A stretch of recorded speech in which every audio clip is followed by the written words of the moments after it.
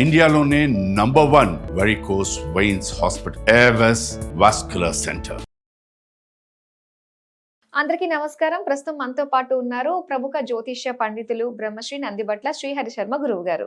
నమస్కారం గురువు గారు. వాగర్థావివ సంపృక్తౌ వాగర్థ ప్రతిపత్తయే జగతః పితరౌ వందే పార్వతీ పరమేశ్వరౌ. ఆదిత్యాయ చ సోమాయ మంగళాయ బుధాయ చ గురు శుక్ర శనిభ్యశ్చ రాహవే కేతవే నమః.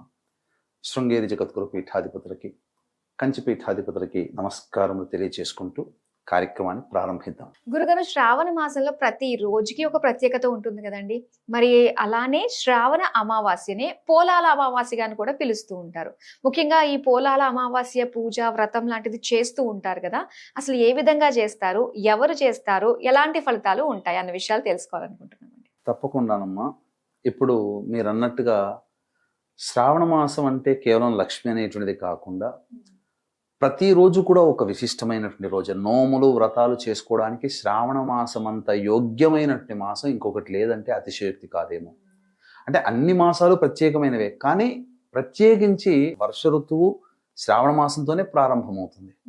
కాబట్టి నిండైనటువంటి, ఎందుకంటే నాగరికతకి జలము ప్రధానం కాబట్టి ఈ జలము వర్షించేటువంటి మాసములో ఈ శ్రావణ మాసం ఉండడం, అది ప్రతిరోజు కూడా ఒక వ్రతము నోము లాంటిది. అట్లాంటిది ఈ శ్రావణ మాసంలో మంగళగౌరి వ్రతాలు, శ్రావణ వైభవలక్ష్మి వ్రతాలు, వరలక్ష్మి వ్రతాలు, శ్రావణ శనివారాలు, శ్రావణ సోమవారాలు, శ్రావణ గురువారాలు, శ్రావణ శుక్రవారాలు, ఇక ప్రతిరోజు ఒకటి పెట్టుకుంటూ చక్కగా ఆనందంగా జీవించు పుణ్యాన్ని సంపాదించుకునే రోజులుగా ఉంది.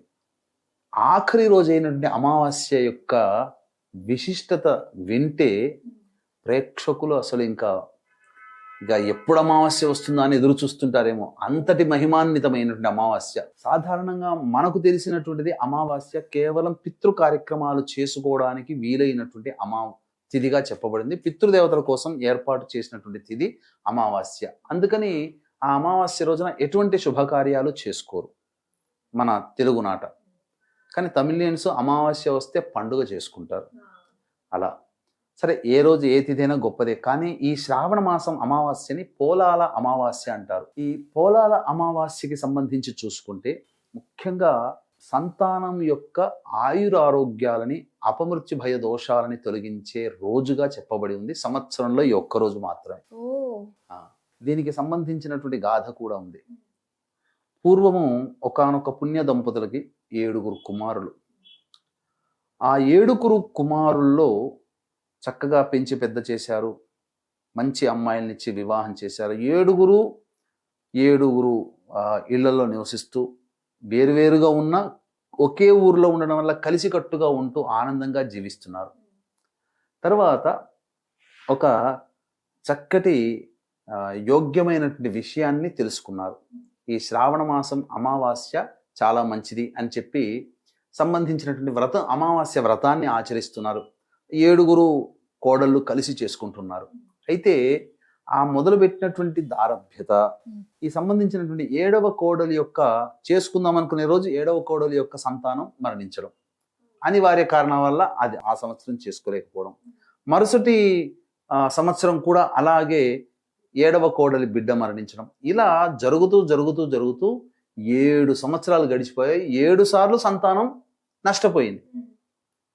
తరువాత అప్పటికే ఊళ్ళో వాళ్ళు తోటి కోడలు సూటిపోటి మాటలు, నీ వల్ల మేము వ్రతం చేసుకోలేకపోయాం, నీ వల్ల మేము వ్రతం చేసుకోలేకపోయాం అని చెప్పి సూటిపోటి మాటలు అంటూ ఉన్నారు. ఇక ఆ యొక్క మాటల్ని భరించలేక 8వ సారైనా కానీ నా సంతానం నిలవాలని దైవానికి మొక్కుకుంది. కానీ కరుణించల. తాను ఒకటి తెలిస్తే దైవం ఒకటి తెలిసినట్టుగా 8వ సారి కూడా ఆ 7వ కోడలి యొక్క కుమార్తె మరణించింది. ఈ విషయం చెబితే ఎక్కడ మళ్ళీ నన్ను ఆడిపోసుకొని నన్ను దగ్గరకు రానియరు అని చెప్పి కూతురు మరణించిన ఆ విషయాన్ని పక్కకు పెట్టి అందరు కోడలతో పాటు కూర్చొని ఆ యొక్క పూజా విధానాన్ని చేసింది. కానీ మనస్సు నిలుస్తుందా? యాంత్రికంగా చేసింది.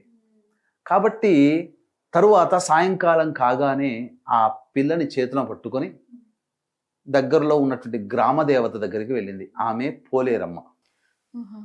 పూర్వకాలంలో దేవతలు సంచారం చేసేవాళ్ళు, ఆ ఊరంతా తిరిగి వచ్చేది.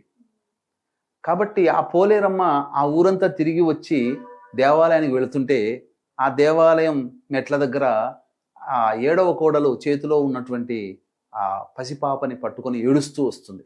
చూస్తుంటే ఏమైందమ్మా, ఎందుకు ఏడుస్తున్నాం, ఏం బాధ కలిగిందంటే ఇలా ఈ సంబంధించినటువంటి కథనం అంతా చెప్పింది. చెప్పిన తర్వాత ఇదిగో నీకు ఈ యొక్క అమృత అక్షితలు ఇస్తున్నాను, నువ్వు పేరు పెట్టి పిలిచి నీ యొక్క సంతానం పాతి పెట్టిన చోట, ఎందుకంటే చిన్నపిల్లల్ని పాతి పెడతారు, కరణం చేయరు, పాతి పెట్టిన చోట వెళ్ళి నువ్వు అక్షితలు వెయ్యి, పేరు పెట్టి పిలువు, నీకు మళ్ళీ సంతాన యోగం కలుగుతుందనంటే, అంతకు ముందు 7 సంవత్సరాలు కదా, 7 సంవత్సరాల్లో 7 పిల్లలు పోయారు కదా, ఈ అమ్మాయి కూడా పోయింది కదా. అలా పాతి పెట్టినటువంటి చోటకి వెళ్ళి వాళ్ళ పేర్లు పెట్టి అక్షితలు వేయగానే ఆ 7 కుమారులు సంతానం కూడా లేచి వచ్చారు, బ్రతికారు. ఈ 8వ సంతానం కూడా కూతురు కూడా బ్రతికింది. ఈ నోట ఆ నోట ఈ విషయం అంతా ఊరంతా పాకిన తర్వాత అప్పటి నుంచి ఈ శ్రావణ మాస అమావాస్య రోజున విశేషంగా కడుపున పుట్టిన సంతానం యొక్క ఆయురారోగ్యాలు, అపమృత్యు భయ దోషాలు తొలగిపోవడం కోసం ఈ యొక్క అమావాస్య వ్రతాన్ని ఆచరిస్తున్నారు. అయితే ఈ వ్రతాన్ని ఎలా ఆచరించాలంటారు గురుగారు? ఈ యొక్క వ్రతాన్ని ఆచరించే విధానం చాలా సులువైందమ్మా, ఏం పెద్దగా కష్టపడాల్సినటువంటి అవసరం లేదు. అయితే వీక్షించేటువంటి ప్రేక్షకులు గమనించాల్సినటువంటిది, ఈ యొక్క పోలాల అమావాస్య సందర్భంగా మన పీఠం ఆధ్వర్యంలో, ఎందుకంటే శనివారము మరియు అమావాస్య కలిసినటువంటిది, దీన్ని మౌని అమావాస్య అని అంటారు. పైగా మఖా నక్షత్రముతో కూడుకున్నటువంటి అమావాస్య వచ్చింది కాబట్టి ఈ అమావాస్య సందర్భంగా మన పీఠం ఆధ్వర్యంలో సర్వదోష నివారణ పూజలు, హోమాలు అనేటువంటివి ఆ 23వ తారీఖు రోజున జరిపించడం జరుగుతుంది. అవకాశం ఉన్నటువంటి వాళ్ళు విశేషముగా ఈ కార్యక్రమంలో మీ గోత్రనామాలు నమోదు చేసుకోవచ్చు. పిల్లలున్న ప్రతి తల్లిదండ్రులు ఈ కార్యక్రమంలో నమోదు చేసుకోవడం ద్వారా ఆ పిల్లలకి అపమృత్యు భయ దోషాలు తొలగిపోతాయి, అందులో సందేహము లేదు. అతి సామాన్య మానవుడు కూడా పాల్గొనే విధంగా ఈ యొక్క కార్యక్రమ రూపకల్పన చేయడం జరిగింది. కాబట్టి అవకాశం ఉన్నటువంటి వాళ్ళు ఈ 23వ తారీఖు రోజున మన పీఠం ఆధ్వర్యంలో జరిగేటువంటి సర్వదోష నివారణ కార్యక్రమంలో మీరు గోత్రనామాదులు నమోదు చేసుకోవచ్చు. వీటి వివరాలు కార్యక్రమ తదనంతరం కాంటాక్ట్ చేసి పూర్తి వివరాలు తెలుసుకోండి. ఇక దీనికి చేయాల్సిందల్లా ఏమీ లేదమ్మా, చక్కగా పసుపు కొమ్ముతో కానీ లేదా పసుపుతో కానీ ముందుగా గణపతి పూజ చేసుకొని అదే పసుపుతో గౌరీ అమ్మవారిని ప్రతిష్ఠించుకొని ఇంట్లో చక్కగా గౌరీ అమ్మవారికి పూజ చేసి తోరములు తయారు చేసుకోవాలి. ఎంతమంది సంతానం ఉంటే అంతమంది తోరములు ఒకటి పోలేరు అమ్మవారికి తయారు చేసుకొని ఆ తోరము పూజ చేసి గౌరీ సహస్రనామము కానీ గౌరీ అష్టోత్తరము కానీ చదివిన తరువాత అప్పుడు ఆ ఒక్క తోరణాన్ని తీసుకొని పోలేరమ్మకి, అంటే గ్రామ పొలివేరులో ఉండే దేవత ప్రతి గ్రామంలో పోలేరమ్మ ఉంటుందమ్మా, కాబట్టి ఆ గ్రామ దేవతకి ఆ తోరమును సమర్పించాలి. తర్వాత ఇంట్లోనే వండినటువంటి దధ్యోజనము లేదా పెరుగన్నము ఆ నైవేద్యముగా ఆ అమ్మవారికి పెట్టి 10 మంది పిల్లలకి కూడా ఆ యొక్క పెరుగన్నాన్ని పంచాలి. ఈ విధంగా ఏ తల్లి అయితే చేస్తుందో ఆ విధంగా ఆ అమ్మవారి సమక్షంలోనే పూజ గౌరీ సహస్రనామం గౌరీ అష్టోత్తరంతో ఆ తోరానికి పూజ చేస్తుంది కదా, ఎంతమంది పిల్లలు ఉంటే అన్ని తోరములు తీసుకోవాలి. ఇంకొకటి అమ్మవారికి పెట్టుకోవాలి. ఆ అమ్మవారికి సమర్పించి ఆ తోరములు అమ్మవారి సమక్షంలోనే పిల్లలకి కట్టి నైవేద్యం పెట్టాలి. పెట్టి ఆ పిల్లలతో సహా మిగతా పిల్లలకి కూడా ఆ పెరుగన్నాన్ని, ఊర్లో ఉన్న పిల్లలకందరికీ పెరుగన్నాన్ని కనుక పంచినట్లయితే తప్పకుండా ఆ సంవత్సరాన్ని అంతా కూడా ఆ పోలేరమ్మ కాపాడి తీరుతుంది. ఇది సాక్షాత్తు అమ్మవారే ఇచ్చినటువంటి వరమమ్మ, ఇంతకన్నా ఇంకేం కావాలి? కాబట్టి పిల్లల్ని కాపాడుకోవాలనే తపన ప్రతి తల్లికి ఉంటుంది, ప్రతి తండ్రికి ఉంటుంది. ఇందులో పెద్దది చేయాల్సింది ఏమి పెద్దగా లేదు, భక్తి, కొద్దిపాటి సమయం వెచ్చించాలి.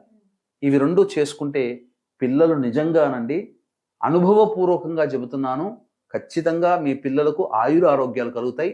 ముఖ్యంగా ఈ శ్రావణ మాసం అమావాస్య నుంచి వచ్చే సంవత్సరం శ్రావణ మాసం అమావాస్య వరకు కూడా కలిగే అపమృత్యు భయదోషాలు, రోగాల నుంచి ఆ పోలేరమ్మవారు మీ పిల్లల్ని రక్షిస్తుంది, కాపాడుతుంది అని చెప్పడంలో ఏమాత్రం సందేహం లేదు. అవకాశం ఉంటే దీంతో పాటుగా మన పీఠం ఆధ్వర్యంలో ఈ పోలాల అమావాస్య రోజున జరిగే సర్వదోష నివారణ కార్యక్రమంలో మీ గోత్రనామాదులు నమోదు చేసుకోవచ్చు. చాలా చక్కగా తెలియజేశారు గురుగారు. పిల్లల కోసం తల్లిదండ్రులు చేసుకునే విధంగా ఒక చక్కటి రోజు మనకి పోలాల అమావాస్య, దానికి తగ్గట్టు ఎన్నో మంచి విషయాలు మాతో పంచుకున్నందుకు ధన్యవాదాలు. సర్వం శ్రీ ఉమామహేశ్వర పర బ్రహ్మార్పణమస్తు.